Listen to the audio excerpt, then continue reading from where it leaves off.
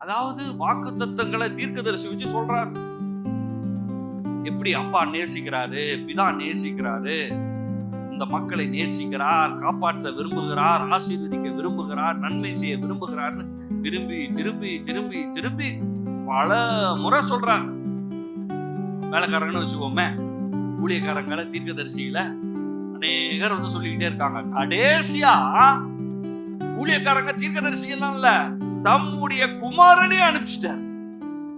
அனுப்பிச்சு என்ன சொல்றாரு? நான் உன்மேல் மிகவும் பிரியமா இருக்கிறேன். அதனாலதான் இயேசு ஞானஸ்தானம் எடுக்கும் போது வானம் திறக்கப்பட்டு ஒரு சத்தம் உண்டாகிறது. இவர் என்னுடைய நேசகுமாரன், இவர் மேல் பிரியமா இருக்கிறேன். எதுக்கு அந்த சத்தம்? இயேசுவுக்கு தெரியாதா? இல்ல பிதாவுக்கு வந்து பிதா சொல்லி புரிய வைக்கிறாரா? இயேசுவுக்கும் தெரியும், பிதாவுக்கும் தெரியும் அவங்க யாரு. இயேசு சொல்றாரு, பிதாவை கண்டவன் என்னை கண்டான்னு சொல்றாரு. இயேசு சொல்றாரு, பிதாவும் நானும் ஒன்றாக இருக்கிறோம்ன்றாரு. இயேசு ஜெபம் பண்ணும் போது சொல்றாரு, பிதாவே நீர் எனக்கு இந்த ஜெபத்திற்கு பதில் கொடுத்தபடினாலும் உமக்கு நன்றின்னு சொல்றாரு. சொல்றாரு, இத கூட நான் ஏன் சொல்றேன்னா இங்க சுத்தி இருக்கிறவங்களுக்காக தான் சொல்றேன், இல்லாட்டி எனக்கே தெரியும்ன்றாரு. அந்த அளவுக்கு ஒன்றா இருக்கிறாங்க. அப்ப ஏன் அந்த சத்தம் வருதுன்னா, எனக்காக வந்துச்சு அந்த சவுண்ட், உங்களுக்காக வந்துச்சு. நம்ம என்ன சொல்றோம், நம்மள இந்த உலகத்துல பார்க்க யாரும் இல்ல. நிறைய நேரத்துல அந்த அடல்ட்ஹுட் ஸ்டேஜ்ல இந்த எண்ணங்கள் நிறைய வந்துருது. அதாவது அடல்ட்னா அதாவது ஒரு முதிர்ந்த ஒரு நிலைமையில இருக்கிற மனிதர்கள், நம்மளுக்கு யாரும் இல்ல. சின்ன பிள்ளைங்களுக்கு அந்த அளவுக்கு அந்த அந்த இதெல்லாம் கிடையாது.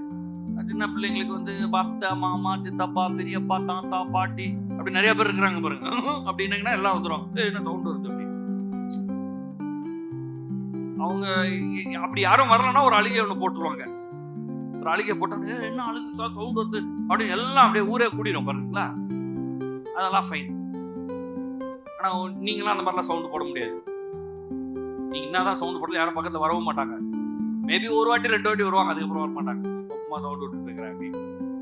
அதனால உங்களுக்கு என்னன்னா ஒரு லோன்லினஸ், அதாவது ஒரு தனிமைப்படுத்தப்படுகிறது. நம்மளுக்காக என்ன பெருசா யாரும் இல்ல.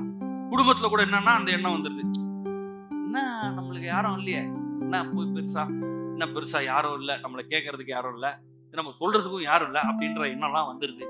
அதை தீர்ப்பதற்காக தான் அன்றைக்கு மனித சார்பாக வந்த இயேசு வானமே திறந்து ஒரு சவுண்ட் வருது, இவர் என்னுடைய நேசகுமாரன், இவரில் பிரியமா இருக்கிறேன். இன்றைக்கு நான் சொல்றேன், அந்த வசனத்தை எடுத்து அது உங்களுக்காக கூறப்பட்டது என்றதை வாசிங்க. ஏன்னா அது உங்களுக்காகவே கூறப்பட்டது.